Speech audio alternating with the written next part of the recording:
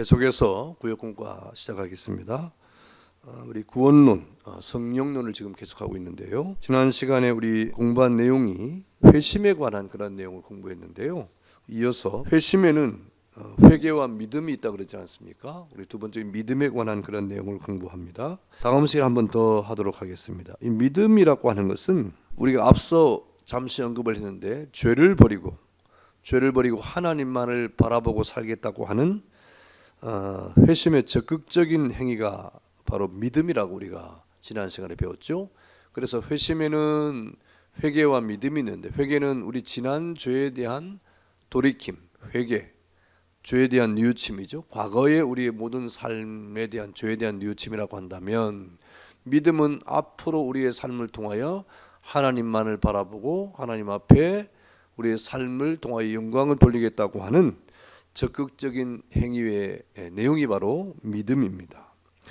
그래서 우리 하나님의 택함을 입고 효과적인 부르심을 받아서 중생과 회개에 이른 사람은 반드시 이 믿음이라고 하는 적극적인 신앙 행위에 들어가게 되는 것입니다.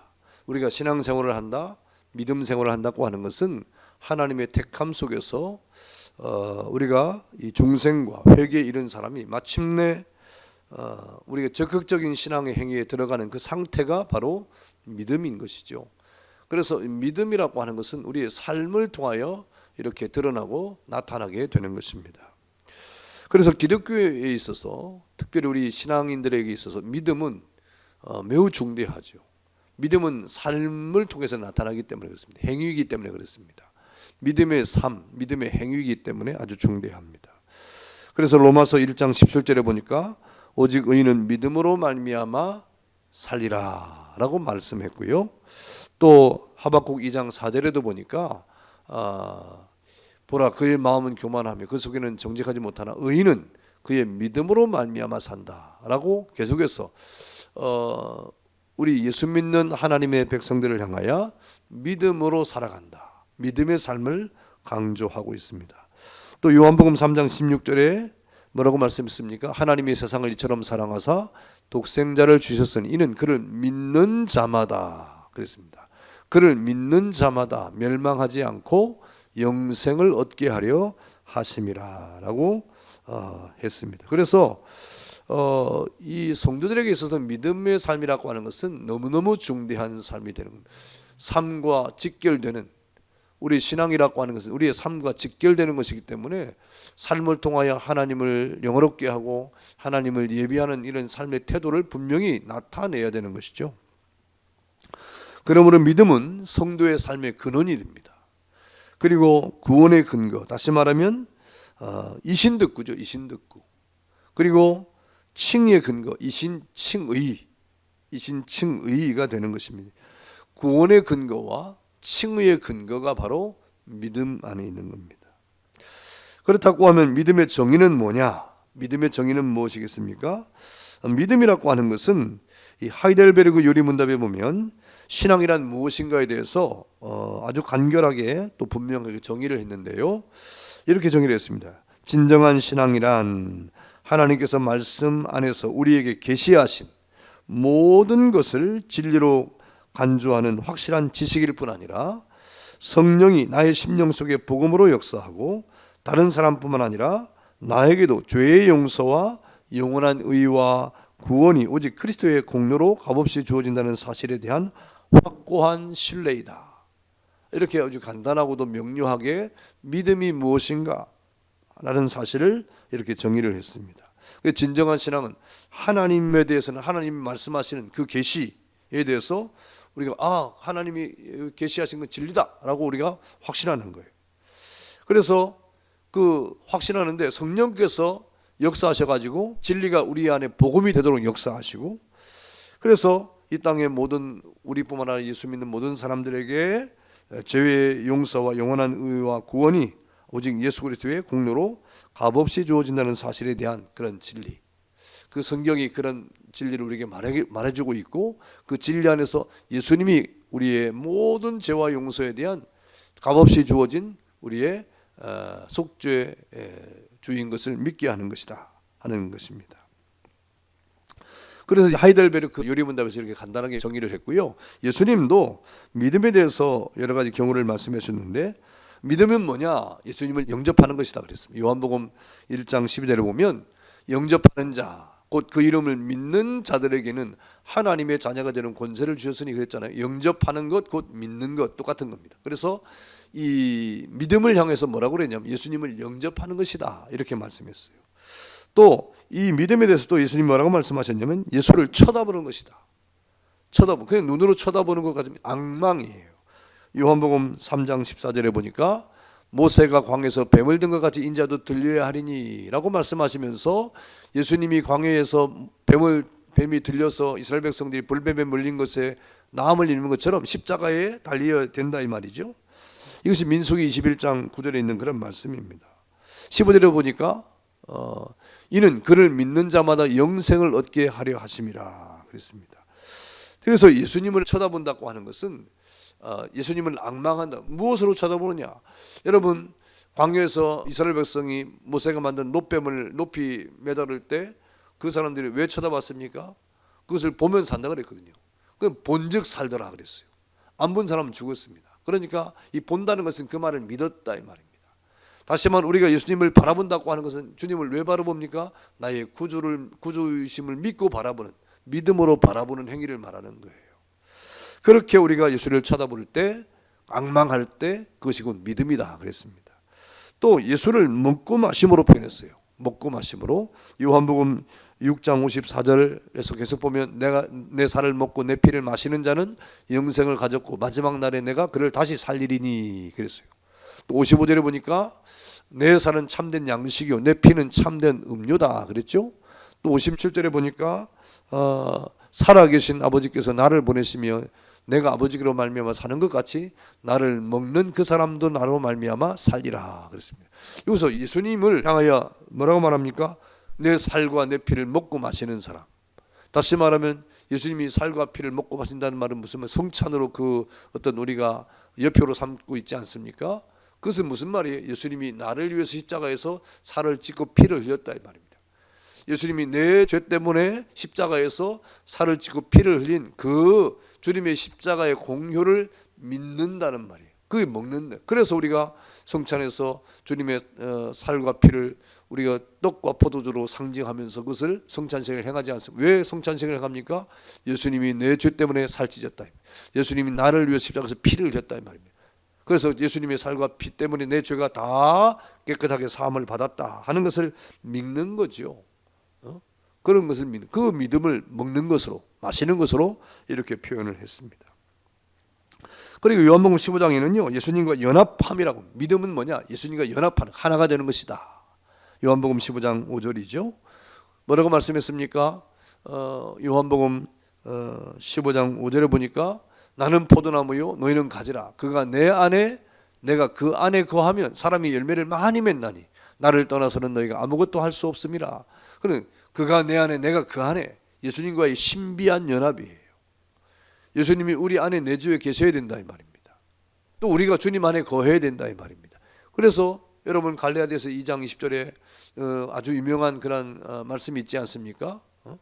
우리가 주님 안에 거하고 내가 주님 안에 거하는 이 사실에 대해서 우리가 이 세상을 살아갈 동안에 내가 사는 것이 아니라 만약 그렇게 되는 사람에게는 예수님이 사시는 것이다. 내가 사는 것이 아니라 예수님이 사시는 것이다 그랬습니다. 이렇게 믿음에 대해서 예수님이 뭐라고 말씀한 신비한 연합, 주님과의 연합이라고 이렇게 말씀을 했습니다.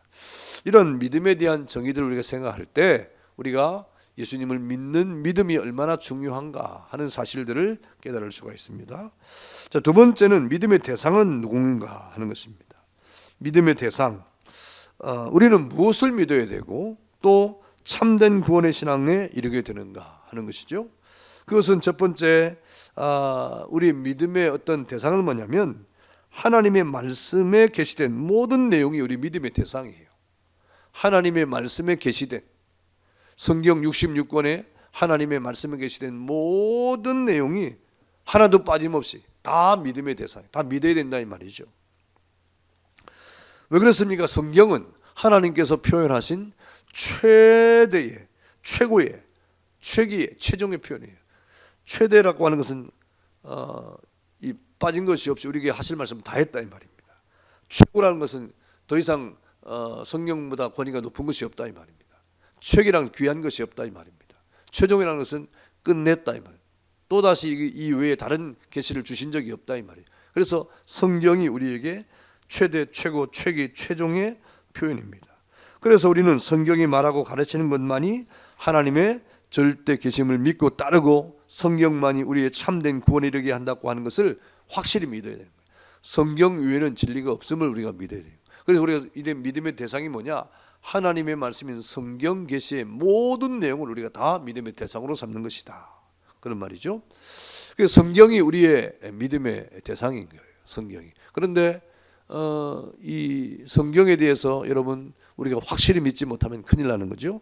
근데 로마 가톨릭에서는 이 성경 외에도 또 다른 것을 더 믿습니다. 그걸 우리가 외경이라고 사도적 전승이라고 말하는데 이 교회의 결정과 전통이 하나님의 계시 일부라고 이렇게 선언하면서 이 성경을 하나님의 말씀으로 결정한 교회가 성경 권위보다 더 크다, 더 위대하다 이렇게 말하는 거예요. 그래서 저들은 신앙의 대상이 뭡니까? 교회 결정이에요. 교회 결정. 사도적인 전승. 그래서 교회에 의한 그리고 그다음 교회에서 결정한 하나님의 말씀으로 인정받은 성경. 이 성경을 저들이 말할 때는 하나님의 교회가 말씀으로 인정한 성경이라고 말해요. 그러니까 교회가 권위가 더 높은 거죠. 그래서 로마 가톨릭은 교회의 결정과 사도적 전승과 교회에 의해서 결정된 하나님의 말씀, 이것이 세 번째예요. 이 거꾸로죠. 이 로마 가톨릭의 이러한 이 결정은 인간 이성에 대한 것이 훨씬 우월하다 이렇게 여기는 것과 같은 것입니다. 하나님의 신적 계시보다도 우월하다고 하는 잘못된 주장의 내용이죠. 그래서 여러분 우리가 성경을 하나님의 말씀으로 믿는 건 뭡니까? 우리가 성경을 우리가 이렇게 읽어보지만 성경은 약 40여 명의 저자가 약 1500년 동안 이렇게 기록된 말씀인데 이런 1500년 동안 40여 명의 저자가 각자 직업과 성격과 기질과 모든 내용이 다른 사람들이 또 동시대에 살았던 사람도 아니고 서로 친하게 지냈던 사람도 아니고 서로 모아서 성경을 기록한 것도 아니고 다른 지역에서 따로 각각의 형편에서 다 기록을 했는데 그 내용이 다 어떻습니까? 주제가 같고 내용이 같고 주장하는 바가 같고 뜻하는 바가 같은 거예요. 어떻게 이럴 수가 있는 것입니까? 그 내용이 이렇게 되려고 하면 저자가 한 사람이어야 된다. 그런데 이 성경은 1500년 동안 약 40명의 저자가 기록한 것인데 어떻게 그렇게 같을 수가 있느냐? 이것은 바로 저자가 한 명이란 말인데 그 한 분이란 말이에요. 그분이 하나님이 저자라 이 말입니다.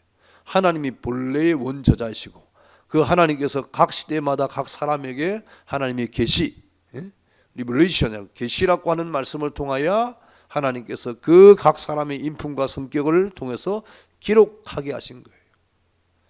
비록 성경은 사람에 의해서 쓰여진 것 같지만 그러나 하나님께서 하나님의 감동으로 말미암아 그 인간 저자에게 성령의 충만을 통하여 기록하게 하신 하나님의 말씀인 것이죠. 그러니까 그 성경의 내용이 그렇게 주제가 통일성을 가지고 있고 또 연합성을 가지고 있고 일치성을 가지고 있는 거예요. 그런데 로마 가톨릭은 그런 것을 다 배제하고 인간 이성을 중심시함으로 하나님의 계시보다도 인간 이성을 우월시하는 잘못된 결정을 한 것이다. 그건 잘못된 거죠. 우리는 이 하나님의 계시의 말씀인 성경의 내용 전체를 우리는 믿음의 대상으로 삼는 것입니다. 그리고 예수 그리스도를 통한 그리고 예수 그리스도와 함께 예수님을 통한 구원의 약속이 우리의 믿음의 대상이에요. 예수님도 우리의 믿음의 대상이고 성경에서 말씀하고 있는 그리고 예수를 통해서 우리를 구원하시겠다고 하는 그 말씀도 우리의 믿음의 대상입니다.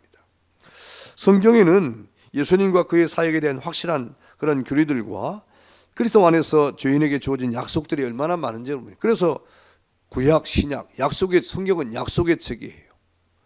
Old Testament, New Testament. 그러니까 약속.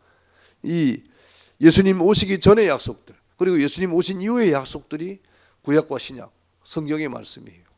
예수님을 중심하고 약속된 말씀이죠. 그래서 성경은요, 여러분 그리스도 안에서 우리 죄인들에게 주어지는 수많은 약속들의 말씀인 것입니다.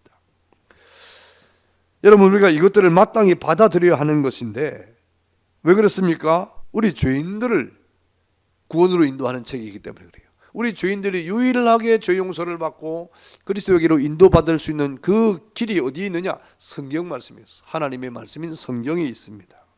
그래서 우리는 우리 신앙의 대상이 예수님과 예수님을 통한 그 구원의 약속의 말씀, 그것을 우리는 믿고 따르게 되는 것입니다.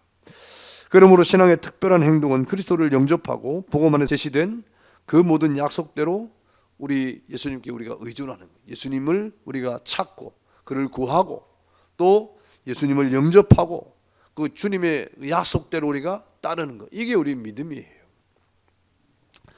그래서 이 성경은 요한복음 3장 14절 15절 16절에 뭐라고 말씀합니까? 모세가 광야에서 뱀을 든 것 같이 인자도 들려야 하리니 이는 그를 믿는 자마다 영생을 얻게 하려 하심이라. 16절에 보니까 하나님이 세상을 처럼 사랑하사 독생자를 주셨으니 이는 그를 믿는 자마다 멸망하지 않고 영생을 얻게 하려 하심이라 라고 약속을 하고 있습니다. 또 요한복음 20장 31절에 보니까 오직 이것을 기록하면 성경 기록의 목적이죠. 너희로 예수께서 하나님의 아들 그리스도이심을 믿게 하려 하며 또 너희로 믿고 그 이름을 힘입어 생명을 얻게 하려 함이라. 다시 말하면 예수를 믿게 하고 그 예수의 이름으로 생명을 얻게 하기 위해서 성경을 주었다 그랬습니다. 그러니까 우리는 예수님을 믿고 그 약속을 우리가 굳게 붙잡는 것, 이 신앙의 대상이에요. 그래서 우리는 이 성경과 성경이 말하는 예수와 예수님의 약속을 굳게 믿어야 됩니다. 그게 믿음이에요. 그 믿음이 우리의 삶 속에서 나타나야 됩니다. 그 삶 속에서 실천돼야 되는 거죠. 그렇다면 이 믿음의 요소는 뭐냐? 여러분, 믿음의 요소는요, 사실상 우리 앞서 회개에서도 말한 것처럼 믿음의 어떤 요소는 지적인 것, 감정적인 것, 의지적인 것이 다 다시 말하면 인격입니다. 인격이 다 믿음의 요소 속에 들어가요. 그래서 진정한 신앙은 하나님께서 말씀 안에서 우리에게 계시한 모든 것이 진리라고 인정하는 확실한 지식이다. 다시 말하면 이 지적인 요소가 동원되는 겁니다. 아, 하나님께서 말씀 안에서 우리에게 계시한 모든 것이 진리라 이 말입니다. 성경이 바로 그렇다 이 말이죠. 성경이 하나님의 계시의 말씀입니다. 이것이 하나님이 우리에게 주어지는 진리라고 인식하는 것. 우리가 인식 변화죠. 인식의 변화, 인식의 변화를 이렇게 말하는 것입니다. 그래서 우리의 어떤 성경에 대한 관점과 인식의 변화가 지적으로 와야 되는 것입니다. 그 다음에 감정적인 요소가 있는데 그건 뭡니까? 이것은 성령이 하시는 일인데 성령이 복음으로 내 안에 일으키는 내면의 어떤 신뢰를 갖게 하는 거예요. 성령께서 이 하나님의 말씀이 진리인데 이 진리를 복음으로, 복된 소식으로, 예수님이 우리를 위해서 이 땅에 오신다, 예수로 말미암아 우리가 죄사함을 받았다, 죄사함을 받은 사람은 구원을 얻는다고 하는 이러한 진리가 복음으로 우리가 확신되어지도록 이렇게 우리 내면을 이렇게 바꾸어서 신뢰를 일으키는 성령의 역사, 이런 역사가 또 있어야 되는 것입니다. 그리고 동시에 의지적인 거, 하나님께로 자신의 삶의 그런 결과 우리의 삶의 방향이 하나님께로 향하고 하나님의 말씀을 따라 살아야 되겠다는 행동적 결단, 이 의지적 결단이죠. 이런 것들이 이제 믿음의 어떤 요소예요. 그래서 우리 지적인 요소, 감정적인 요소, 또 의지적인 요소가 다 믿음 안에 들어가 있는 겁니다. 그래서 우리가 하나님 말씀에 대해서 생각할 때 이게 진리라 이 말입니다. 우리 마음으로 그것을 복음으로 믿어서 우리가 성령의 뜨거운 역사 속에 그 복음을 우리가 가슴에 새기고 신뢰하는 것, 그런 감정이 일어나는, 그리고 우리가 이런 진리 안에 살아야 되겠다고 하는 의지적 결단, 이런 것이 바로 믿음의 요소인 것입니다.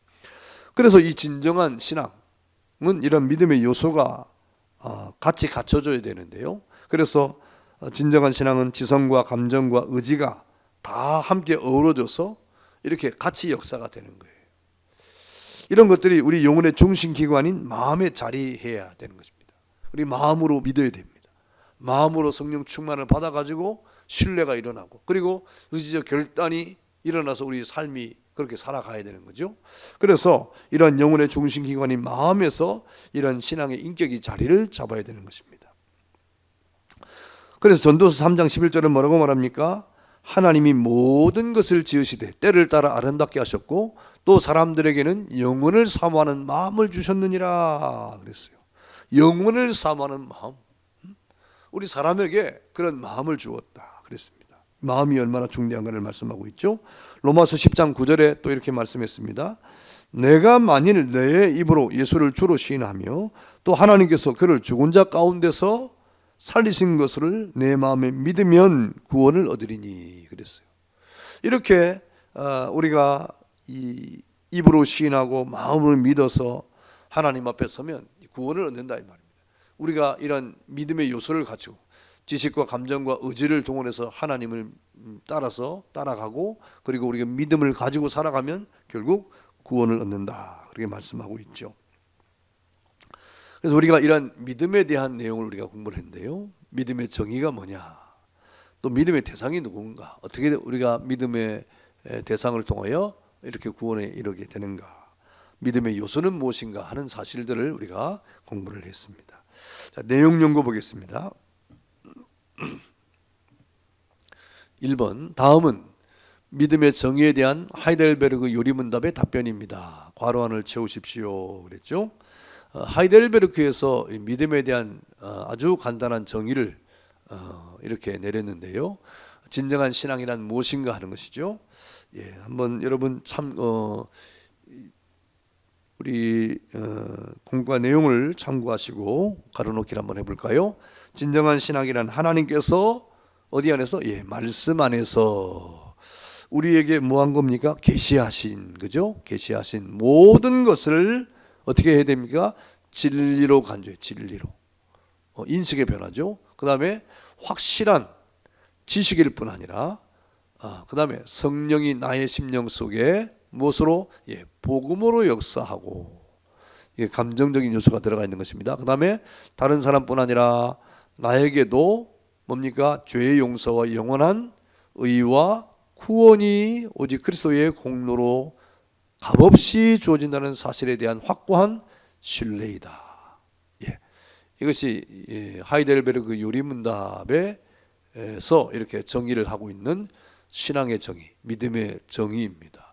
이 요소에 보면 지적인 정의, 감정의 정의, 의지적 정의에 대한 모든 것이 이렇게 나타나 있죠. 2번 보겠습니다. 다음은 믿음의 대상에 대한 설명입니다. 맞는 것은 O표, 틀린 것은 X표를 하십시오 그랬어요. OX 문제이죠. 1번, 하나님의 말씀인 성경에 게시가 된 내용 중 일부분만이 우리의 믿음의 대상이다. 그렇습니까? 아니죠. 예. 하나님 말씀인 성경에 게시된 내용 중 일부만이 아니라 전부이죠. 2번 보겠습니다. 하나님 말씀인 성경에 게시된 내용 전부가 우리의 믿음의 대상이다. 예, 이게 맞습니다. 3번, 성경은 하나님 자기 계시 최대, 최고, 최종의 표현이다. 그렇죠. 예. 4번, 우리의 믿음의 대상은 성경 외에도 교회 결정과 사도들의 전성이 있다. 아닙니다. 이 주장은 로마 가톨릭에서 주장하는 그런 잘못된 주장이죠. 5번, 성모 마리아와 그를 통한 구원의 약속이 우리의 믿음의 대상이다. 절대 그럴 수 없습니다.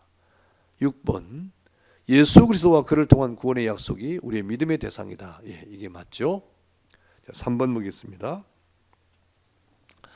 예, 3번은 서로 맞는 것끼리 짝을 지는 거죠. 믿음의 요소에 대한 설명인데요. 서로 맞는 것끼리 짝을 지으십시오 그랬어요. 1번은 지성적 요소, 2번은 감정적 요소, 3번은 의지적 요소인데 맞는 것을 이렇게 짝을 짓는 것입니다. 기억은 어디에 들어갈까요? 기억, 성령이 복음으로 내 안에서 일으키는 내면으로부터의 신뢰 그랬어요. 2번 니은은 하나님께서 말씀 안에서 우리에게 계시한 모든 것이 진리라고 인정하는 확실한 지식 그랬습니다. 디귿은 하나님께로 자기의 삶의 방향을 전환하여 하나님의 말씀을 따라 살아들이는 행동적 결단 그랬습니다. 자, 지성적 요소 1번은 무엇입니까?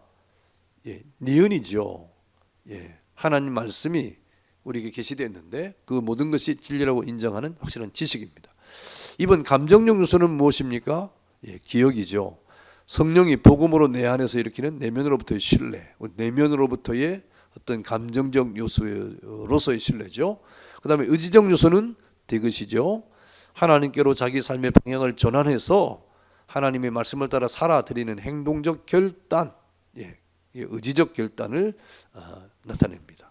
이렇게 짝을 지면 되겠습니다. 자, 그 다음 4번. 믿음이 자리 잡는 곳은 어디입니까? 한마디로 마음인데요. 마음은 무엇입니까? 마음은 뭐가 자리 잡고 있는 거죠? 영혼의 중심기관이죠. 하나님이 자리를 잡는 것인데 영혼의 중심기관인 마음이 바로 믿음이 자리 잡는 것입니다. 그래서 마음이 얼마나 중요한지 모릅니다. 여러분의 마음이 하나님을 향해야 되는 것이고 우리 마음이 변화를 받는 것이 중대하고 우리 마음으로서 우리 결단하는 것이 매우 중대합니다. 그래서 우리 믿음에 관한 그런 내용들을 우리가 공부를 했습니다. 감사합니다.